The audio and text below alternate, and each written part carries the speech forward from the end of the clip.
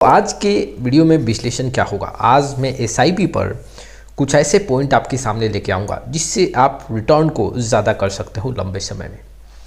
देखो, कुछ ऐसे स्ट्रैटेजी जो काफ़ी सिंपल स्ट्रैटेजी है, कई ऐसे इन्वेस्टर वाकिफ होंगे वैसे स्ट्रैटेजी से, और कुछ ऐसे स्ट्रैटेजी जो काफ़ी एग्रेसिव इन्वेस्टमेंट स्ट्रैटेजी भी बेस्ट है और वहाँ पे रिस्क का फैक्टर भी काफ़ी हाई देखने को मिल सकता है। जो मैं आज स्ट्रैटेजी रखूँगा वो स्ट्रैटेजी आपके इन्वेस्टमेंट के लिए काफ़ी फ़ायदे का सौदा हो सकता है। चलिए शुरुआत करते हैं, लेकिन उसके पहले mutual fund related complete solution चाहिए तो आप मेरे साथ जुड़ सकते हैं।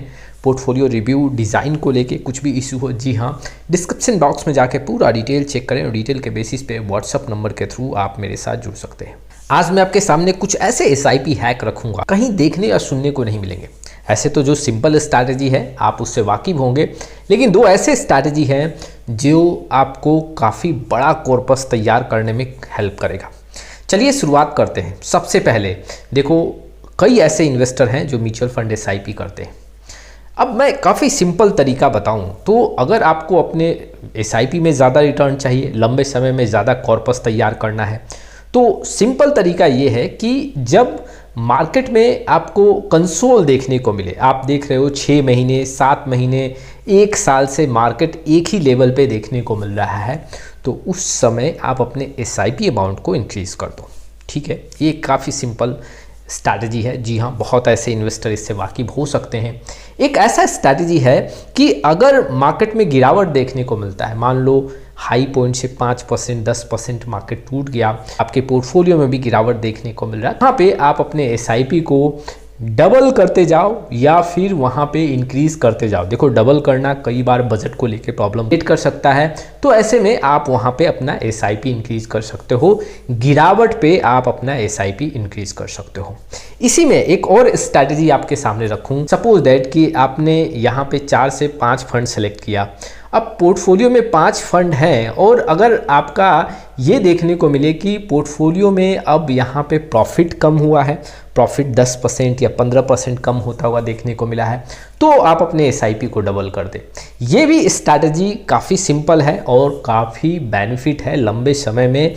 ऐसे स्ट्रैटेजी से आपका काफ़ी अच्छा खासा पैसा बन सकता है। सबसे फर्स्ट स्ट्रैटेजी आपके सामने क्या रखा कि अगर 1 साल 6 महीना मार्केट कंसोल होता हुआ देखने को मिले तो आप अपने एसआईपी अमाउंट को इंक्रीज कर दो। दूसरा क्या मैंने स्ट्रैटेजी रखा, अगर मार्केट में अपने हाई पॉइंट से 5 से 10% गिरावट हो तो आप अपने एसआईपी अमाउंट को डबल कर दो या फिर इंक्रीज कर दो अगर बजट अलाउ नहीं करता है।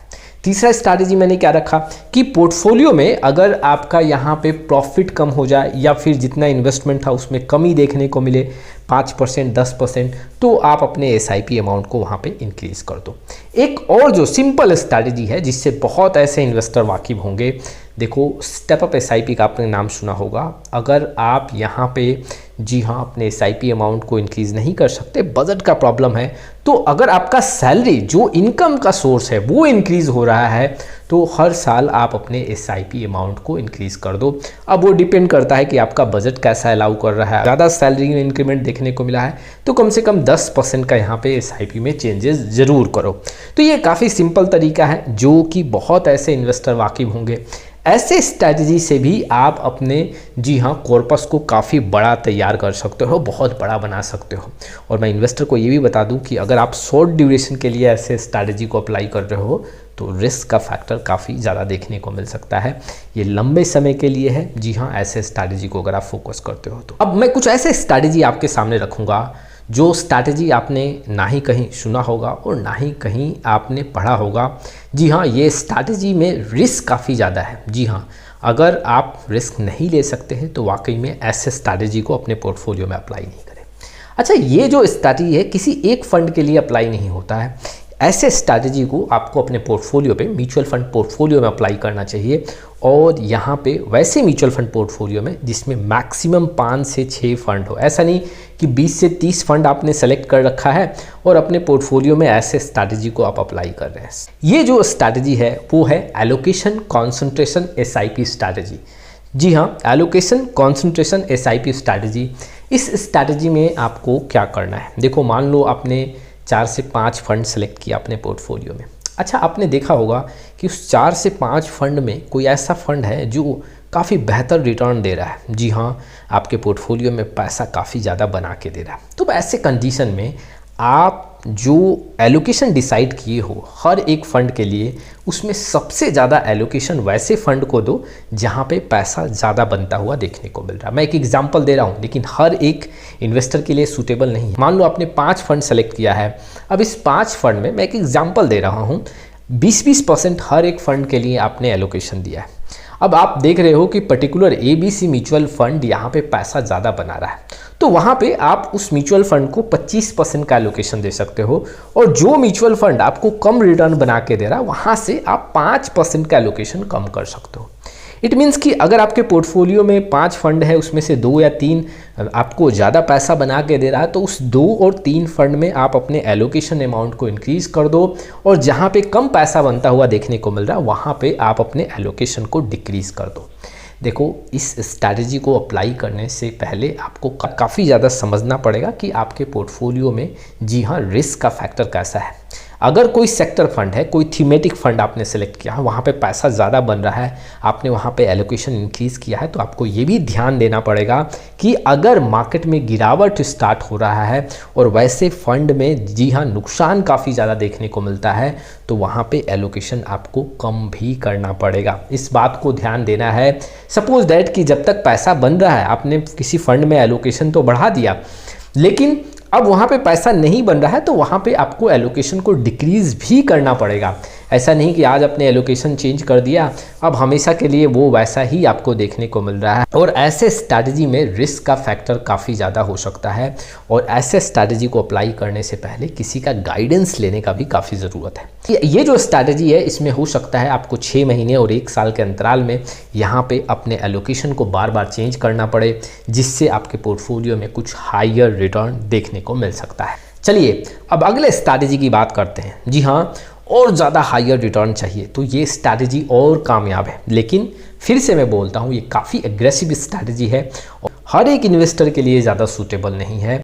अगला जो स्ट्रैटेजी है वो mid cap and small cap SIP allocation strategy है। आप अपने पोर्टफोलियो में मिड कैप और स्मॉल कैप का ज़रूर सहारा लेना। जी हाँ, अगर आपको हायर रिटर्न चाहिए तो। अगर आपके पोर्टफोलियो में मिड कैप और स्मॉल कैप का एलोकेशन नहीं है या कोई फंड नहीं है, तो फिर ये स्ट्रैटेजी आपके लिए नहीं है।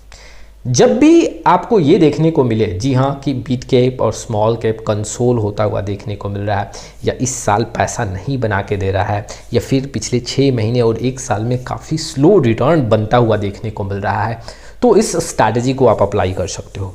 देखो, सपोज दैट कि आपने 5 फंड सेलेक्ट किया, उसमें से एक मिड कैप है, एक स्मॉल कैप म्यूचुअल फंड है, तो आपको करना क्या है कि जब जब आपको ये देखने को मिले कि 6 महीने 7 महीने हो गए और यहाँ पे मिड कैप और स्मॉल कैप काफ़ी स्लो दिख रहा है, जी हाँ पैसा नहीं बनता हुआ देखने को मिल रहा है आपके पोर्टफोलियो में, तो आप उसी समय अपने मिड कैप और स्मॉल कैप के जी हाँ SIP अमाउंट को डबल कर सकते हो, या फिर एलोकेशन को वहाँ पे बढ़ा सकते हो। जिससे क्या होगा, देखो अगर 1 साल 2 साल जी हाँ mid cap small cap slow है या कंसोल हो रहा है, ज़्यादा पैसा बना के नहीं दे रहा है, तो उस समय जो आपका इन्वेस्टमेंट होगा वही इन्वेस्टमेंट साल बाद 8 साल बाद ज़्यादा पैसा बना के देगा। और ये हिस्ट्री में देखा गया है, जब जब मिड कैप और स्मॉल कैप जी हाँ जिस साल काफ़ी कम रिटर्न दिए या सिंगल डिजिट का रिटर्न दिया, नेगेटिव रिटर्न दिए हैं, उसके अगले साल वहाँ पे पैसा दुगना बनता हुआ देखने को मिला है। और ऐसे में उस समय अगर अपने SIP एलोकेशन को इंक्रीज़ कर दोगे मिड कैप और स्मॉल कैप में, या फिर वहाँ पे SIP अमाउंट इंक्रीज़ कर दोगे एलोकेशन के जगह, वो पैसा आपको अगले साल या 2 साल के अंतराल में ज़्यादा रिटर्न बना के देगा। और ये स्ट्रैटेजी काफ़ी कामयाब है। जी हाँ, जब जब ऐसा आपको मार्केट में देखने को मिले, ऐसे स्ट्रैटेजी को आप अप्लाई कर सकते हो। अब आप ये सोच रहे हो क्या ऐसा ट्रैकिंग करना आसान है कि मिड कैप कब रिटर्न नहीं बना के दे रहा है, स्मॉल कैप रिटर्न कब बना के नहीं दे रहा है? तो देखो मैं आपको बता दूं ये काफ़ी ईजी है। 2015 और 16 में हमें देखने को मिला मार्केट सुस्त है और उस समय भी मिड कैप और स्मॉल कैप ज़्यादा पैसा बना के नहीं दे रहे थे। 2022 की बात करूँ तो उस समय भी मार्केट सुस्त था और वहाँ भी मिड कैप और स्मॉल कैप ने पैसा ज़्यादा बना के नहीं दिया था। तो ऐसी स्थिति में वहाँ पे अगर आप SIP को स्पेशली मिड कैप और स्मॉल कैप के SIP को डबल करते या इंक्रीज़ कर देते या एलोकेशन चेंज करते, वहाँ पे एलोकेशन इंक्रीज़ कर देते, तो 2022 से अब तक का रिटर्न देखोगे स्पेशली मिड कैप और स्मॉल कैप में, तो आंकड़ा काफ़ी मजबूत आपको देखने को मिलेगा। तो ये जो कुछ स्ट्रैटेजी है, अगर आप इसको अपने म्यूचुअल फंड SIP में अप्लाई करते हो तो वाकई में रिटर्न काफ़ी ज़्यादा बनेगा और काफ़ी अच्छा कॉर्पस तैयार होता हुआ देखने को मिलेगा। एक सिंपल स्ट्रैटेजी के साथ जाओगे तो 10 साल के बाद मान लो 50 लाख रुपए का फंड तैयार हो रहा है, लेकिन जो मैंने स्ट्रैटेजी ये बताया काफ़ी एग्रेसिव स्ट्रैटेजी, लास्ट के 2 स्ट्रैटेजी आपके सामने मैंने रखे हैं, इस स्ट्रैटेजी से आपका 5 से 6 लाख ज़्यादा बनता हुआ भी देखने को मिल सकता है और आंकड़े काफ़ी अच्छे आपको देखने को मिलेंगे। तो ये कुछ स्ट्रैटेजी से, जी हाँ, आप में से बहुत ऐसे इन्वेस्टर हैं जो रिस्क को लेके हर एक स्ट्रैटेजी में फिट नहीं बैठते हैं। आपके लिए कौन सा स्ट्रैटेजी ज़्यादा सूटेबल है, कमेंट बॉक्स में अपना राय ज़रूर देना। आज के लिए बस इतना ही। आप में से बहुत ऐसे इन्वेस्टर हों जिनको पोर्टफोलियो रिव्यू को लेके, डिज़ाइन को लेके कुछ इशू हो, जी हाँ, डिस्क्रिप्शन बॉक्स में जाके डिटेल चेक करें और व्हाट्सअप नंबर के थ्रू आप मेरे साथ जुड़ सकते हैं। चलिए आज के लिए बस इतना ही, फिर मिलेंगे एक नई वीडियो के साथ, तब तक के लिए जय हिंद, जय भारत।